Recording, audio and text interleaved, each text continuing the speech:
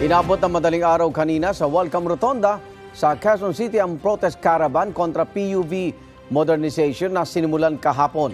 Ayon sa Grupong Manibela, masusundan pa ang protesta sa mga susunod na araw hanggang sa mapakinggan sila ng gobyerno.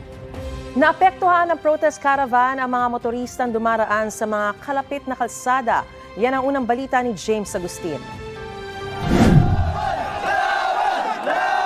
Pasado hating gabi na ay nagsasagawa pa rin ng programa ang mga miyembro ng Manibela sa Welcome Rotonda sa Quezon City. Bahagi pa rin ito ng kanilang protest caravan, kasama ang piston bilang pagtuto sa PUV modernization program ng pamahalaan. Ang caravan nagsimula pa kahapon ng umaga sa UP Diliman, pero hindi sila pinayagan ng Manila Police District o MPD na makadiretso sa Mendiola. Kaya iniharang na lang nila ang mga tradisyonal na jeep sa bahagi ng Espanya Boulevard. Ang mga pulis nakahanay rin para masigurong walang makaluluso. Si Edil na 25 taon ng jeepney driver kasama ang kanyang asawa ang nakatapos sa protest caravan. Importante to sir sa akin kasi pinaglalaban ko to dahil ito ang hanap buhay ko eh. Simula pa lang ng 1998 hanggang ngayon. Pagdating ho ng February 1, paano ho balak? Titingnan natin sir kung anong mangyayari sa February 1. Kung mananalo, di mas maganda. Parang tuloy-tuloy ang hanap buhay namin at pagbibiyahe. Pag-iisipan na raw niya ang mga susunod na hakbang kung sakali mang hindi na siya tuluyang makapamasada.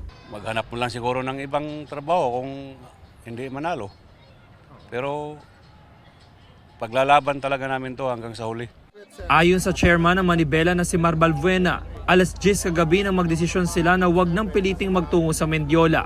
Kaya nagpatuloy ang programa sa Welcome Rotonda. Niintay natin talaga ng ating Pangulo ay makapagdesisyon na ibalik tayo sa hanap buhay at wag itong tanggalin pagdating ng February 1. Dahil sa protest caravan, hindi makadiretso ang mga motorista sa westbound lane ng Espanya Boulevard. Kumana na lang sila sa Canlaon Street na nagsilbing alternatibong ruta. Bandang 1:36 na ng madaling araw, nang tuluyang magdesisyon ng grupo na tapusin ang protesta. Ramdam na natin yung pagod. Magpahinga tayo. Mag-ipon ng lakas, paghandaan yung mga susunod na laban natin. Hindi raw dito natatapos ang panawagan nila sa gobyerno at masusundan pa ang protesta sa mga susunod na araw. Sisiguraduhin ko, mas malaki pa to sa mga susunod na araw para ipanawagan sa ating Pangulo, hindi para takutin siya. Ito ang unang balita. James Agustin para sa GMA Integrated News.